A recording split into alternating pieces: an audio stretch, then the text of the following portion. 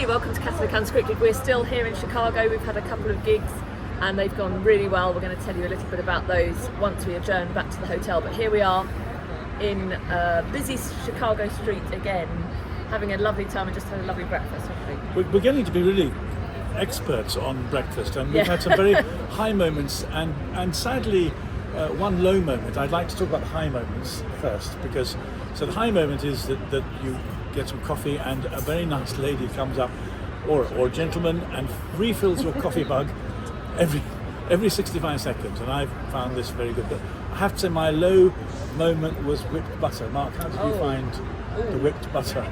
Not like butter at all. No. It's that thing in England, I can't believe it's not butter. But that was definitely not butter, was it? Very in odd. Meaningful sense of the word. And I think it was presented to us as some kind of fancy delicacy that we might love, but we didn't. Over there, which you can't see because it's in front of us, not behind us, is a beautiful lake. It's so huge that it feels like you're at the shore, doesn't it? At the seaside. It's like it feels coastal. It's just beautiful. Maybe we'll take the camera out and about and do a little bit of filming by the lake later on. But here we still are, with more to do, a few gigs down, and so we'll share some reflections so far. And one of the things we have to do is there's a certain amount of in-team negotiating that goes on. And some members of the team felt it was quite important to see to see the McDonald's franchise in Chicago, but not all members of the team agreed. So somebody made a break all by themselves yesterday. Some members of the team may have already visited McDonald's. Can I just say, exclude myself, this is these two who are the McDonald's fans. Me less so. So we just want to let you know that this whole business that we're doing here is not without tension and requires a great deal of sometimes maturity, taste and cooperation. But we all of us have maturity, taste and cooperation in spades. So the next thing we're going to do is tell you a little bit about the gig we had last night, because I went very well. I loved it. Very impressive. Well, everyone, if you're in Chicago and you haven't decided yet whether... Have you stopped it? Nope. I haven't stopped it. I'm just tapping. I just got ready. If you're in Chicago... Still, go on, Mrs. Bennett. You're on your live, Mrs. Bennett. Keep going. And you're thinking about coming to see us and you haven't decided yet, this evening, as this goes up, which is Wednesday the 9th, 10th? Something like that. Wednesday the 9th, we're at St James's of Sag Bridge. It's the 10th, I'm afraid. Sorry, we're very unscripted today. And then we will be at St John Cantius, beautiful parish, traditional parish in North Chicago. So check us out if you want to come, and we'd love to see you. Come and make yourselves known to us. So here we are. Here we are, sitting opposite a place where Joe Biden arrived yesterday to much fanfare, didn't he? At the same time as there's a huge protest on the street. We've seen it all. Protest on the street, Palestinian flags, Antifa protest outside Louis Vuitton. It's all been kicking off, and President Biden arriving on the very street we were walking along. An incredibly nice policeman. Oh, very nice. Really, really nice. You know, we pride ourselves on policemen in England, but they're always a bit distant, and frankly, they talk down to you. The Chicago police talk across to you, and they smile at you, and they let you take your picture with them. In fact, they'll take your picture with them. It's just a lovely atmosphere. They loved you. They loved Gavin, didn't they? Well, I offered to teach them to sing God Gavin's Save. made friends with everyone in Chicago. I said, would you like to greet your president in a sort of way that's consistent with your political roots? I could teach you to sing God Save the King as he came. I thought it would be quite funny, and they said, we'd really like that. So God Save King. Anyway, that was the conversation we were having, and they were lovely people. They were. Gavin's been entertaining people, dogs, you name it. Singing in the subway. We've captured it all for the vault for another time. And when the moment there's any disagreement between us, Katherine says, "Do as I say, or I'll release the tapes." Yeah. So we had a lovely evening at St Mary of the Angels, which is a beautiful parish, and there was a good crowd there, and lots of people. Our host was wonderful, and had said how the people's hearts were on fire listening to us, and we were just saying, by God's grace, it was just a beautiful experience and opportunity. And the questions that were coming from people were really really interesting, telling us where they are and some of the things that they're facing, the difficulties they're facing in the culture, the similar problems that we are, and in the church. But it was just a really good evening, wasn't it? It was great to see some familiar faces as well, Yeah. wasn't it? People that we met last year, especially it's nice, so it was great to see people that we've known, that we've met before, and it's an amazing church. It's great to see that they're doing some restorative work on the outside, because apparently they were saying that there's been a lot of damage in the winter to the steps there. It looks like they're doing really. It'd be interesting to see it on another occasion. But it was nearly knocked down, wasn't it? It was the Polish church it was in quite a poor area, and now it's in quite a rich area, as things have moved on. That in itself is a beautiful story about how it almost came to destruction, and it was a real community hub, wasn't it? It was everything centred around the church, and they had the basement, they had a cinema in the basement, they had a youth club, and then there would be the school nearby, and it all almost came to nothing. And it was the people who came together and would work during the day and come at night and paint and build and lay bricks and renew the church. So it's like this wonderful symbol of the renewal of this church that spoke to the hearts of people who want to who want to hang on to, who want to retain something of this beauty that they know is so important. And it is beautiful, stunning church. Oh, it is absolutely stunning. And that's one thing that surprised us last year, is just how many beautiful. We came slightly toffee-nosed Brits, didn't we? Thinking, they've got no sense of history in the US. But we were met with this absolutely. I wrote a piece in the Herald called "Traumatised by Beauty." That's what it was like. We were just sort of struck by the beauty of these churches, some older than we thought they would be, and some not so old, but it just shows what you can do. It doesn't, just because it's more modern, it doesn't have to be ugly, so yeah, that was really good, wasn't it, that evening at St Mary of the Angels. And then yesterday we were at the Chicago Leadership Forum, so that was a different experience, wasn't it, but equally interesting to see the sorts of questions that people had. I've been very struck by what we've encountered here, and it's just what I hoped we'd encounter. So I think two of the things we're doing are we're helping people become Catholics, and at the same time we're trying to play our part in saving our civilization by being Catholics. There was a teacher last night who was saying that one of the things that happened to him recently was he was involved in some discussions in a school he was applying to be part of, and the first thing they did was to segregate the teachers and say white teachers out. White teachers meet in another room. This is quite incredible. And in fact, it was the idea that we can fall back into apartheid for racist reasons is extraordinary, but that's what's happening. And one of the reasons that we're Catholics is we want to persuade people that someone's value lies not in their skin colour, but in their humanity, which is in the image of God. So discovering they have as many woke problems as we do was no surprise, but it's one of the reasons we're here. And another moment was when somebody described the way in which, having been Protestant and part of a Protestant family, they'd inexorably found themselves drawn to Our Lady into the Mass and become Catholics, as it happened just about a way that was synchronized with my own journey. So it was really wonderful to be part of a group of people who are experiencing the same profound attraction to the Catholic Church, even in these conflicted times. But on the whole, we're trying to avoid talking about the Civil War and concentrate on the process of resisting the woke and celebrating Catholic identity. Yeah, so one of the things that's been coming out from the people that we've been encountering is, how do we give an account of the hope that is within us? It's very much the question is, people are feeling despair and they're struggling and they're trying hard, and they're asking how they can hang on to that hope.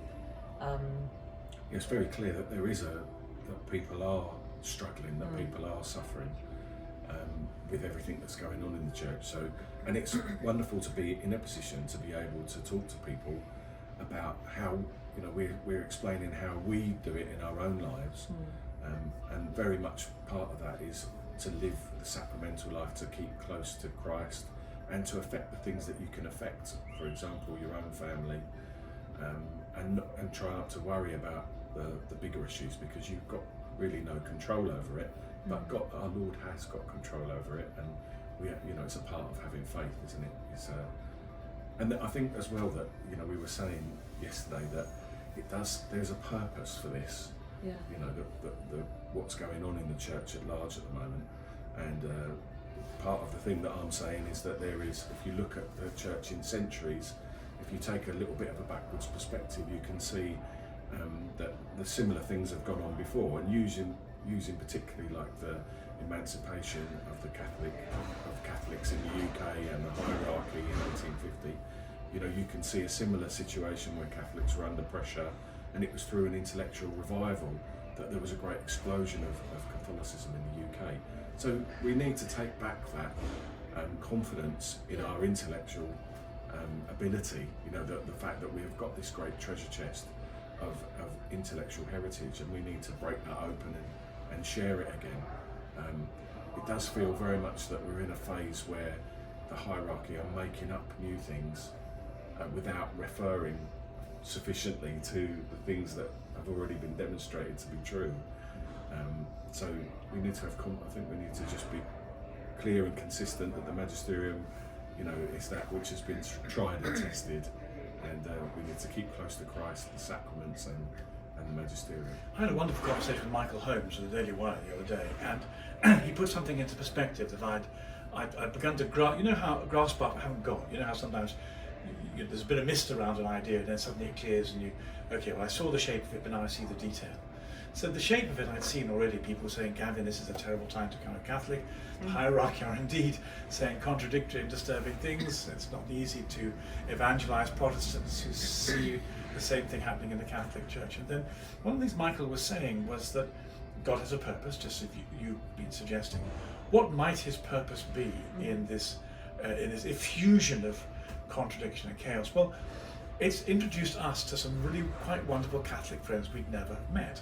It's producing as a response a pushback, a nollo from ordinary. I don't accept this as the Catholic faith, and creating a re-articulation of vigorous Catholicism in a way that maybe we wouldn't have bothered. After all, you know, at the end of JP2, who was nobody was fighting back. It was like riding downhill. We're climbing uphill. We're doing it with friends, and I'm really sorry. My phone's I'm afraid it may introduce the video. So we'll just, there we go. The video's continuing. I have to edit that. Sorry about that. That's all right. So still going. Yeah. So we're still going. So I was very excited by the idea that one of the good things that's coming out of the confusion of the Vatican is this reconfiguration of faithful Catholics who are saying, you know, that isn't the Catholic faith. This is the Catholic faith, and it's producing a much more articulated, faithful response of Catholicism. It's honing us down, it's sharpening us up. Definitely. And I think therefore we should be very grateful to our Holy Father for everything he's done to provoke this really faithful, marvellous, vigorous response from Catholics who want to witness to the integrity of the Church as it's always been. And we're meeting them, and we're being bound together in this expression of faith in the face of chaos and ambiguity. Yeah. Well, it's amazing that there's such an incredible synthesis between the way that Catholics feel all across the world. We see it through this medium that we're able to reach out to so many people, but to be here on the ground, actually talking to people, and not just experienced Catholics. You know, some of the people that we've made friends with in their 60s and 70s who, you know, are lifelong Catholics from all different strains and spiritualities, and you know, it's really amazing, and everyone's of the same mind. But also, you know, there was that young guy at St Mary of the Angels who was a Protestant who converted, recently converted, and I was having a chat with him. Gosh, he was well read. You know, he really had been in the books, and you know, he was asking questions, those same sort of questions. So you can see that everyone is sort of struggling with this, but reaching into the faith, you know, the deposit of the faith, that's where we find comfort, and that's really what we're after. That's what we're looking for. And you and I articulate, we're sort of a certain intensity about articulating the faith. One thing that Katherine did was she made people laugh, and they perked up says you put these ridiculous. But well, first of all, you use technology in the way Mark and I don't. You use PowerPoint. You use PowerPoint, and then you showed very nice girls with beards and things on PowerPoint. I did. The new type of girl. The new type of girls, the as girls Ricky Gervais would say. Testicles. And people began to laugh, and they were on side immediately. Yeah. So thinking about what you just said, Mark, that's a common story. Is we meet people who are saying, actually, I've come back to my faith, and they always have at some point of their story, it's not the whole, is that they've done some reading, they've dug into the faith. And so I think what we're trying to do is to do a little bit of unravelling how did we get here? So for me, the focus is on feminism, and how has feminism brought us here, and what world was I born into in the mid-70s, and how was I taught about what it meant to be a woman, and what's important, and being free and emancipated and everything. And I was just born into it, like women my age and women since, but I wasn't equipped. So it ties in with what Mark and Gavin are talking about, the great intellectual tradition. Is why that happened around the same time as this tradition fell, and it was all let's just make people feel good. And so for me, it's a long journey of trying to uncover that. Why is it that I assimilated into this culture, that I bought into these lies? Where are they from? So some of what I'm doing is just looking at the background to feminism and how that's brought us to where we are today with the ridiculous, which is in part which has brought us to where we are, where we can ask the question with a straight face, what is a woman? And see women with beards talking about their identity as a girl, and men pregnant, and two men having babies from a surrogate mother. So how we can so I think there's a lovely quote which I've used, which is you can only reject the gift if you've already rejected the giver. So it's only because we've already rejected God that we can reject the gift of our own femininity and our own masculinity. So that had to happen first. So it's unravelling all of that, and then stepping in and saying, okay, so if we say that is false, what's true? And that's when we need to come in with the great tradition of our faith, which is what so many people are doing brilliantly. Bishop Barron, we've spoken about a lot, who has this great sense of we've dumbed down the faith for too long, and now we have to return to that tradition. But it's been brilliant, because people are just everywhere hungry for truth, and recognise truth, and are getting fed up with the lies. The liars have overplayed their hand. And what you said, Mark, as well was lovely. Wherever you go in the world, I always find this when you meet fellow Catholics, whatever your experience, there's that affinity, isn't there? Just like we it's as if we know each other somehow on some deeper level. Like you're with family. Like you're with family. Well, there was a moment as we arrived at the church, we were finding our way through the church, down the stairs, into the place we were going to talk, and then suddenly this murmur came up, and the murmur was, Hail Mary, full of grace, the Lord is with me. I'm home. This is, not only am I home physically, geographically, spiritually. It was just like, a warm bath is such a silly thing to say, but one was bathing in the presence of Our Lady and the angels, and it was warm. Yeah. So maybe one can talk about the warm bath of Catholics coming home. And what's nice is wherever we go, we're chatting with people working at the hotel, people in the cafes, and we're wherever we see the opportunity, we're just talking about why we're here, and people are interested. They want to spark conversations about faith, about Christianity. They may not be Christians, but they're certainly interested, and it's been a really good opportunity, just as we go about our daily lives, to chat with people. Dave the doorman and Craig the caretaker this morning. We've had a discussion about whether or not it's better to follow Jesus, who raises people to life and forgives them, or the warlord who kills them and curses them. And I was trying to persuade Dave the doorman who is a Christian, by the way, and a lovely Christian. Yeah. But there were conversations to be had about the uniqueness of the faith, and the fact it really matters that you make a choice for Jesus. I think we've been really moved as well by the fact that people have really appreciated our style. I wonder if it's stylistically, but a lot of people are saying that our approach. They like our wit. They like our sophistication. Your wit. They like our wit, our sophistication. They like our relationship with the past Queen. I find they like that very much. Oh, did you mention the Queen? Oh, I do mention the Queen wherever I go. I send her best wishes for the best wishes from the Protestant Queen beyond the grave. I said, make sure God rest her indeed. Yeah. But we were sort of like you were saying in your talk that it's really important that we've got a different approach, perhaps to the approach that Americans are used to, which tends to be a bit more tribal for some reason, and we're sort of trying to approach it with a broader brush. Well, we're taking revenge on Billy Graham. In the same way that Billy Graham came to England, and with an American accent and an American point of view, freaked the English out with the gospel. And well, we're doing the same thing. Only we're English and we're Catholics. We're returning the Billy Graham compliment, and we're saying we're trying to renew and restore Catholicism in America. And it has, interestingly enough, been in a life or death struggle with the Protestant hierarchy, the WASPs, and we're doing it with an English accent, which inevitably means people hear freshly. So that's a good thing. Definitely, and it's been really well received, even to the point where we're quite surprised. I think certainly I've been pleasantly surprised. It's nice to be liked. Well, that people appreciate what we're doing so much, and that the phrase that's been used a couple of times is that people's hearts were burning as we were speaking to them about Jesus. Yeah, that's the thing. It's like we're just vessels, and we're it's that Mother Teresa thing, I am but a pencil in the hand of God, that we're being used by God, by God's grace we can speak, and we couldn't manufacture this. We couldn't say, well, the Americans like it like this, so let's make it. We're just being as we are.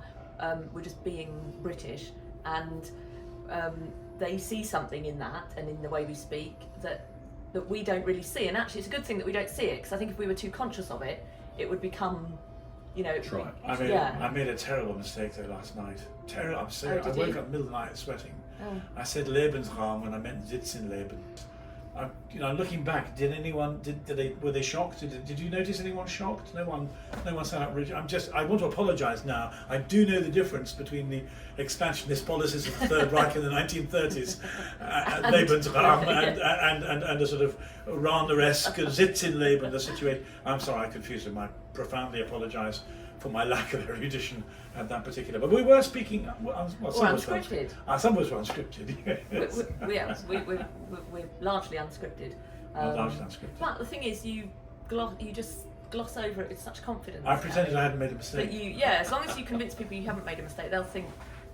I went, shall I stop and say, no, I'm sorry. Well, it was 10 seconds afterwards. I went, oh no, did I really say that?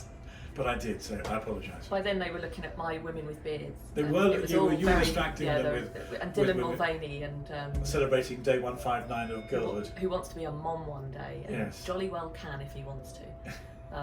And then from there to Mary, of course, and Mary's fiat, which is what's lost and what's needed, that power of surrender. So that's more of the same of this. This evening we're going out with. A very strange parish that doesn't fall easily on the English tongue, St James of the Sag. Every time I say it, people seem to not know what I'm saying. St James, because I've heard it, St James of the Sag, but also St James at Sag Bridge. So we make. The history is quite interesting. The history is very interesting. It's where the Irish labourers. That was their parish, and. Well, you two will feel at home then, won't you? Yeah, well, exactly. We might even be doing some labouring as well. Yeah, we might end up in the canal. In the Lord's vineyard, the Irish labourers in the Lord's vineyard. You'll be sunning yourself with a. I'll be talking about the Queen. Cool.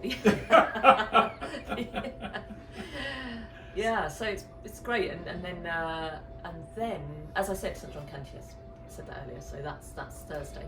Anyway, so thanks for sticking with us, and we look forward to updating you with another video very soon. Keep in touch and do look at the website catholicunscripted.com. Thanks for watching. I'm Katherine Bennett. I'm Mark Lambert. I'm Gavin Ashenden, and here comes the controlled and deliberate tap on the wrist.